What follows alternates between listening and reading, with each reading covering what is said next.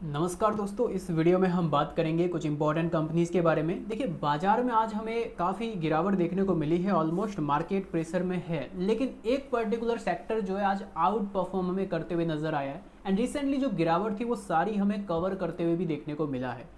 Nifty की बात की जाए तो 165 पॉइंट अभी के टाइम गिरावट में है। बैंक निफ्टी की बात करूँ तो 800 पॉइंट गिरावट में। और आज जो निफ्टी गिरा है इसके पीछे वजह है आपका बैंक निफ्टी। क्यों? क्योंकि बैंक निफ्टी 800 पॉइंट गिरावट में, HDFC, ICICI, इनकी वजह से यहाँ पे निफ्टी के ऊपर थोड़ा ज़्यादा प्रेशर है। लेकिन एक सेक्टर की अगर बात की जाए तो यहाँ पे रेलवे सेक्टर बहुत अच्छा परफॉर्म कर रहा है।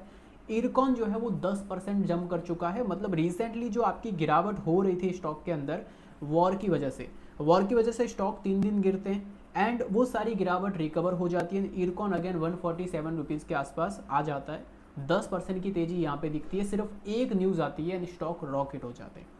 RVNL भी कवर करता है, 3% की तेजी RVNL के अंदर दिखती है। लेकिन देखिए, RVNL जो है वो थोड़ा स्लो है इरकॉन से। जैसा कि आप यहाँ पे देख सकते हो, न्यूज़ जो है वो दोनों से रिलेटेड आई, बट इरकॉन आज 10% जंप करता है, RVNL 3% की तेजी दिखाता है। जुपिटर वैगन 15% की रैली दिखाता है। क्यों? क्योंकि गिरा भी बहुत था एंड आज सभी रेलवे स्टॉक्स जंप किए, तो जुपिटर वैगन भी अच्छा परफॉर्म करता है 15%। लेकिन दोस्तों, इरकॉन एंड RVNL इन दोनों से रिलेटेड एक बहुत बड़ी न्यूज़ आती है जिसकी वजह से ये स्टॉक परफॉर्म करते हैं गिरते मार्केट में।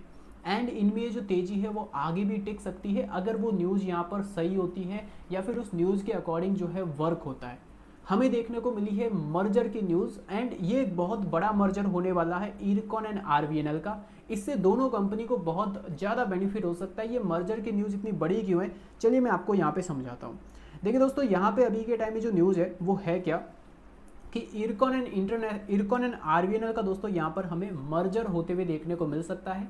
ऐसा अभी के टाइम यहाँ पर अनाउंसमेंट हुआ है कंपनी के मैनेजमेंट्स की तरफ से, क्योंकि जो मीटिंग होने वाली थी उसको थोड़ा डिले कर दिया है। क्योंकि मर्जर से रिलेटेड अगर देखा जाए तो जब भी मर्जर्स होते हैं तो रिसेंट जो अभी मीटिंग होने वाली थी उसको डिले किया है। बोला है कि दोनों कंपनी से रिलेटेड कुछ इंपॉर्टेंट डिसीजन लेने जाने हैं मर्जर से रिलेटेड, तो उसके बाद जो है वो मीटिंग रखी जाएगी।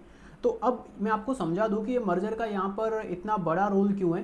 क्योंकि इरकॉन जो कंपनी है वो भी रेलवे सेगमेंट में काम करती है, रेलवे इंफ्रास्ट्रक्चर में, और RVNL जो है वो भी रेलवे इंफ्रास्ट्रक्चर में काम करती है।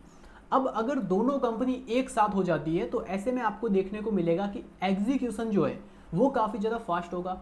बिडिंग प्रोसेस में यहाँ पर ये दोनों कंपनी जब एक हो जाएगी तो कंपटीशन जो है वो यहाँ पे कम हो जाएगा। एग्जाम्पल के तौर पे मैं आपको बताता हूँ कि आज इरकॉन में जो तेज़ी बनी है आपको नॉर्मल लग सकती है, बट ये बहुत ही बड़ी न्यूज़ के ऊपर रिएक्शन है। एग्जाम्पल के तौर पे जैसे मैं आपको बताता हूँ, पहले मर्जर से पहले जैसे अभी तक ये दोनों कंपनियां आपस में कंपिटिट भी कर रही थी। लाइक मान लो कि कोई बिडिंग प्रोसेस है, कोई प्रोजेक्ट है 500 करोड़ का, तो RVNL बिड करता है 500 करोड़ के आसपास। वही अगर इरकॉन बोल देता है कि यही सेम चीज़ मैं 400 करोड़ में करके दे दूंगा, तो वो प्रोजेक्ट इरकॉन के पास ज़्यादा जाता है। एंड वही बाद में बिडिंग और नीचे लेके आता है तो RVNL बोल देता है यही सेम प्रोजेक्ट में 350 करोड़ में कर दूंगा। तो इससे क्या होता है, कंपटीशन इंक्रीज होता है एंड दोनों कंपनी के मार्जिन्स जो है वो गिर जाते हैं। लेकिन अब जब दोनों कंपनी एक हो रही है तो कंपटीशन जो है वो हमें थोड़ा सा कम होते हुए नजर आएगा, क्योंकि अब दोनों कंपनी एक हो सकती है एंड जिसकी वजह से इन दोनों कंपनीज के मार्जिन्स के ऊपर बेटर इम्पैक्ट पड़ सकता है, रेवेन्यूज बढ़ सकते हैं। क्यों?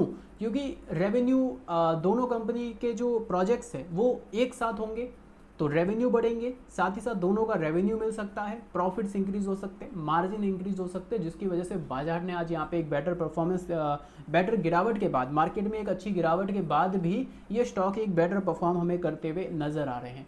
तो यहाँ पर बेनिफिट कौन कौन सी कंपनी को मिल सकता है, लाइक देखिए, ये जो मर्जर है अभी के टाइम अपडेट्स निकल के आए हैं। मर्जर का प्रोसेस अभी थोड़ा सा लंबा चलेगा। लाइक यहाँ पर ये भी हो सकता है कि जब Q3 के नंबर्स, सॉरी Q4 के जब नंबर्स आए वहाँ पे मर्जर से रिलेटेड कुछ डेट्स निकल के आ सकती है। अभी के टाइम डिसीजन लिया है, मतलब 1 से 1.5 महीने का टाइम जो है वो लग सकता है इस मर्जर के फाइनल डिसीजन से रिलेटेड।